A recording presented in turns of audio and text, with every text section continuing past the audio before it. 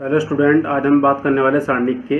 तो सारणिक होता क्या है, हमने प्रीवियस वीडियो में एक्चुअली पहले ही बता दिया है आपको। देखो, सारणिक के अंदर आपको कुछ एलिमेंट होते हैं। तो हमने प्रीवियस वीडियो में जो डिस्कस किया था उसके अंदर कितने एलिमेंट होती है या कितनी टर्म्स होती है, जिसको हम बोलते हैं टर्म्स को पद, कितने उसके अंदर पद है। ठीक है, जो हमने बात की, लेकिन उसके अंदर कितने एलिमेंट है जिसको हम बोलते हैं पद अवयवों की संख्या। ठीक है, तो अभी तक आपने वो वीडियो नहीं देखा है हमारा, तो उस वीडियो को जरूर देखें।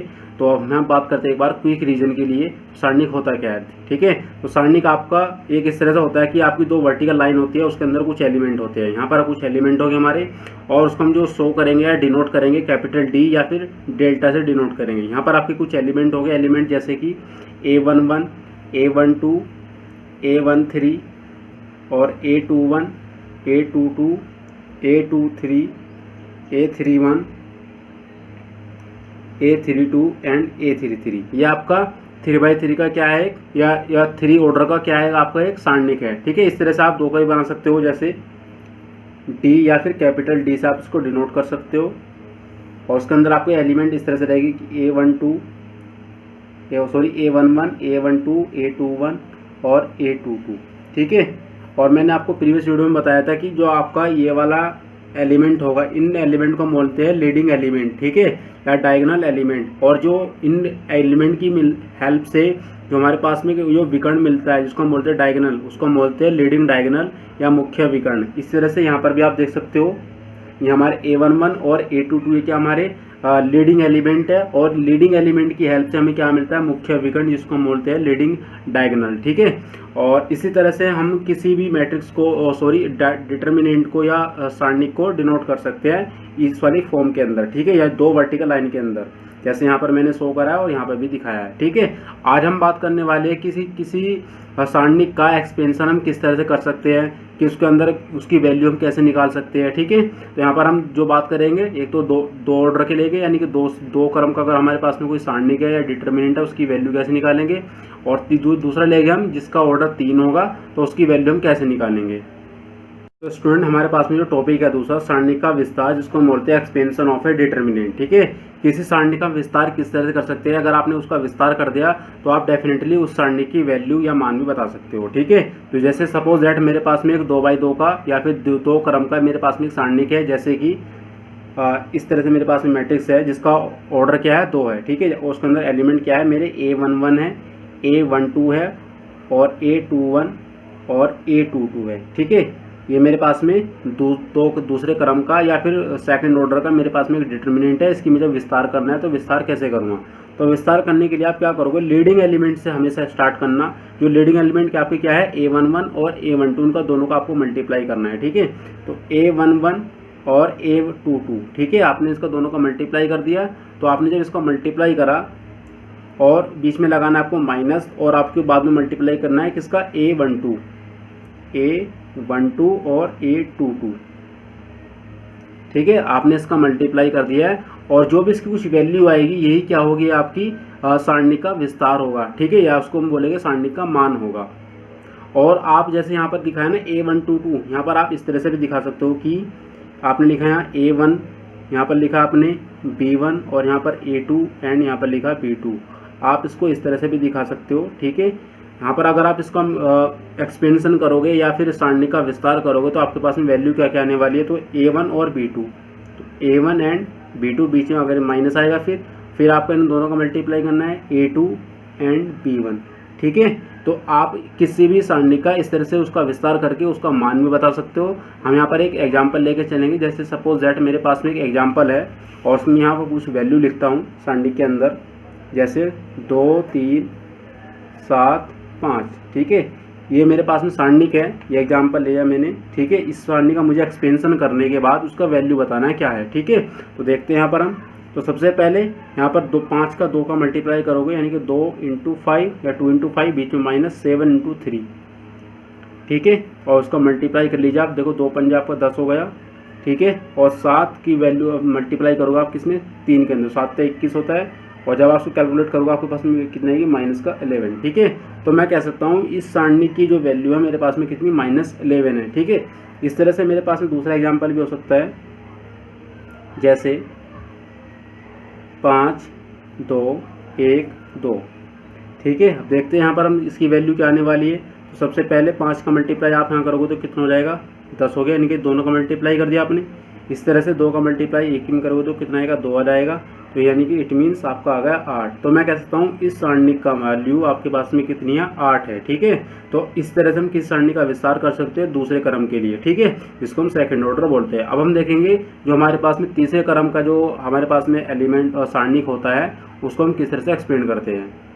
सपोज दैट हमारे पास में एक सारणिक है 3x3 के लिए, जिसको हम 3 ऑर्डर का क्या बोल सकते हैं, सारणिक बोल सकते हैं। ठीक है, उसके अंदर हमारे एलिमेंट इस तरह से लिखे हुए हैं कि A1 and B1 and C1। ठीक है, A2 B2 एंड C2 और A3 B3 एंड C3, यह उसके अंदर हमारे एलिमेंट लिखे हैं। ठीक है, हमें इसकी क्या करना है, सारणिक का विस्तार करना है या एक्सपेंशन करना है। ठीक है, तो आप एक्सपेंशन किस तरह करोगे, आपने मैट्रिक्स के अंदर भी कुछ ऑपरेशन परफॉर्म करे थे, और तो वहाँ पर आप किसी मैट्रिक्स से जब आप सॉल्यूशन निकालते थे तो वहाँ पर आप क्या करते थे, अगर उसका वैल्यू निकालते तो आप क्या करते थे, सबसे पहले आप लिखो तो आप A11 यानी कि हमारा कितना है यहाँ पर A1 है, तो आपने ये रो छिपाया और ये कॉलम छिपाया। उसके बाद में जो भी आपके पास बचा उसको आप एज इट इज लिख दीजिए। यहाँ पर जो ये लिखा है आपका B2 C2 और B3 एंड C3, ये किस तरह से आया, देखो आपने लिखा पहले क्या A1, तो A1 यहाँ पर आ गया और आपने ये वाला छिपा दिया कॉलम, और इसी तरह से आपने ये वाली रो छिपा दी। तो आपके पास में जो भी एलिमेंट बचे ना, देखो ये B2 C2 और B3 है C3, ये आपने यहाँ पर लिख दिए। ठीक है, उसके बाद में देखो यहाँ पहले प्लस आएगा, उसके बाद आता है माइनस। ठीक है, यानी कि B1, और इसी तरह इसके भी आप इस तरह छिपाओगे कि B1 की रो आपने कॉलम छिपा दिया और उसकी रो छिपा दी। ठीक है, तो आपके पास में क्या बचा है, A2 A3 C2 and C3। तो आप उसके एलिमेंट लिख लीजिए यहाँ पर कि A2 एंड A3 और इसी तरह से यहाँ पर C2 और C3। ठीक है, फिर अगेन आपका आ जाएगा प्लस, ये क्योंकि प्लस माइनस के हिसाब से चलता है। ठीक है, और आपका इस पास क्या है C1, तो आपने C1 के लिए ये वाला कॉलम छिपाया और ये वाली रो छिपा दी। ठीक है, जिसके अंदर C एग्जिस्ट कर रहा है। ठीक है, यानी कि ये C यहाँ पर इस कॉलम में एग्जिस्ट है और इस रो के अंदर एग्जिस्ट है, तो यानी कि आपने ये दोनों छिपा दिया। तो आपके पास क्या बचा है, सिर्फ ये बचा है। ठीक है, तो A2 एंड B2 और A3 एंड B3। ठीक है, तो ये आ गया इसका एक्सपेंशन। अब ये पूरा नहीं आया। ठीक है, तो हम उसको आगे कैसे कर सकते हैं, देखो A1, अब देखो आपका 2x2 का ये क्या है, आपका एक सारणिक है जिसका ऑर्डर कितना है, 2 है आपका। ठीक है, तो अभी हमने देखा है कि 2x2 के अगर आपके पास में कोई सारणिक है तो उसको हम किस तरह से एक्सपेंड करते हैं, आप उसको इस तरह से लिख सकते हो कि पहले उनका मल्टीप्लाई करोगे आप, तो B2 एंड C3, बीच में माइनस आएगा, तो B3 एंड C2, तो B3 एंड C2। ठीक है, बीच में फिर यहाँ माइनस और यहाँ पर आपका B1, और इसी तरह से आप इनका मल्टीप्लाई करोगे A2 एंड C3, बीच में माइनस, और A3 एंड C2। ठीक है, यहाँ पर आपका प्लस C1 और फिर इसी तरह से A2 B3 और बीच में माइनस A3 एंड B2। ठीक है, आपने यहाँ पर लिखे एलिमेंट, और इसके अंदर आप जो भी आपकी वैल्यू होगी आप इसको सोल्व करने के बाद में इस सारणी का जो भी आपके पास में होगा उसको आपको मान निकाल सकते हो, उस सारणी की वैल्यू निकाल सकते हो। ठीक है, अब हम एक एग्जांपल लेकर देखे चलेंगे कि उसको हम सोल्व किस तरह करना है। स्टूडेंट, हमारे पास में क्वेश्चन है, यहाँ पर एक हमारे सारणिक दिया हुआ है जिसको हमने डेल्टा से डिनोट कर दिया है, या फिर कैपिटल डी से भी आप डिनोट कर सकते हो। ठीक है, 3 ऑर्डर का है यानी कि तीसरे क्रम का है, तो हम इसको वैल्यू निकालनी है। सबसे पहले हम क्या करेंगे, इसका विस्तार करेंगे जिसको हम बोलते हैं एक्सपेंशन। ठीक है, तो एक्सपेंशन हम कैसे करते हैं, यहाँ पर लिखोगे आप डेल्टा। ठीक है, और इस तरह से जैसे हमने प्रीवियस अभी जो एग्जांपल बताया समझाने के लिए, तो सबसे पहले आप क्या लिखोगे 2, और उसके बाद में 2 को छिपाओगे आप इस तरह से और इस तरह से, यानी उसको रो और कॉलम छिपा दो जहाँ पर वो एग्जिस्ट करता है। जो आपके पास में छिपाने के बाद जो आपके पास बचता है उसको आप यहाँ पर लिख लीजिए 2 0 और 1 0।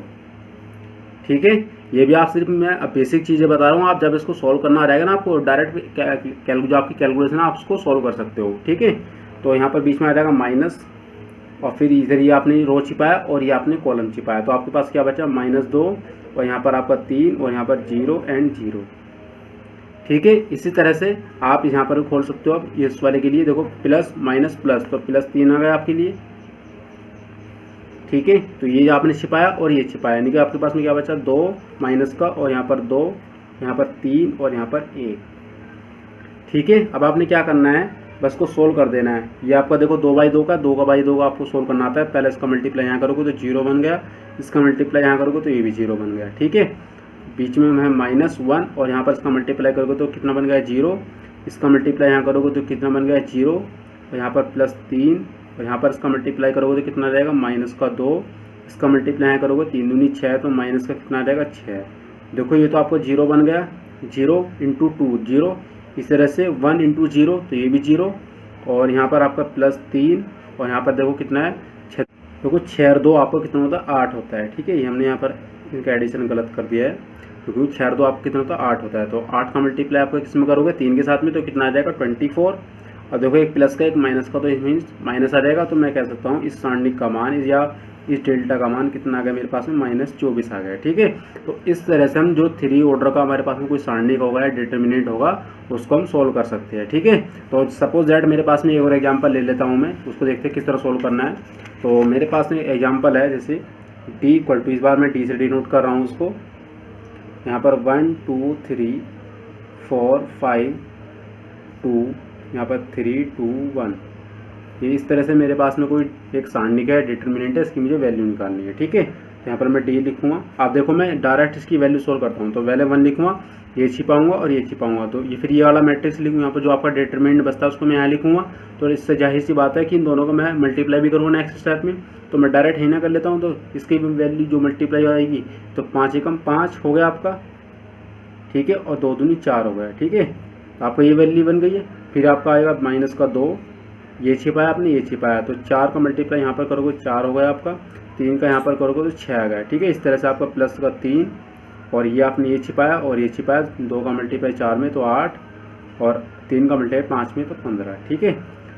तो यहाँ पर देखो आपका 1 बचा बस, क्योंकि 5 में से 4 गए 1 बचा और 1 का मल्टीप्लाई 1 में कर दिया आपने, ठीक है। 2 यहाँ पर आपका कितना बचा -2 और यहाँ +3, ये आपको कितना है -15 है और +8, तो आपकी वैल्यू कितनी आने वाली है आपके पास में, तो -7 आएगी, ठीक है। और आप क्या करोगे, ये -1 है और सॉरी +1 और 2 का मल्टीप्लाई कर देना आपको किस साथ में, 2 के साथ में, नहीं 4 हो गया, और माइनस कितना होगा +4, ठीक है। और 7 का मल्टीप्लाई 3 में करो, 7 पे 21 हो गया, तो -21, ये कितना होगा देखो 5 और ये -21। जब आप इसको सोल्व करोगे तो आपके पास में वैल्यू कितनी आने वाली है 16 आ जाएगी आपके पास वैल्यू, जो कि माइनस में होगी, ठीक है। तो इस तरह से हम किसी भी सारणिक को या डिटर्मिनेंट को सोल्व कर सकते हैं विस्तार करने के बाद में, ठीक है। और दूसरी चीज़ एक बात बता देता हूँ आपको मैं, जैसे मैंने इस एलिमेंट के लिए खोली है ना, तो आप इस एलिमेंट के लिए खोल सकते हो, आप यहाँ पर भी खोल सकते हो, यहाँ पर भी खोल सकते हो, यहाँ पर भी खोल सकते हो, आप किसी भी एलिमेंट के लिए खोल सकते हो। बस जो ऑर्डर है प्लस माइनस आप उसको ध्यान रखना। ऑर्डर किस तरह से होता है मैं एक बार वो बता देता हूँ चिन्हों का, ठीक है।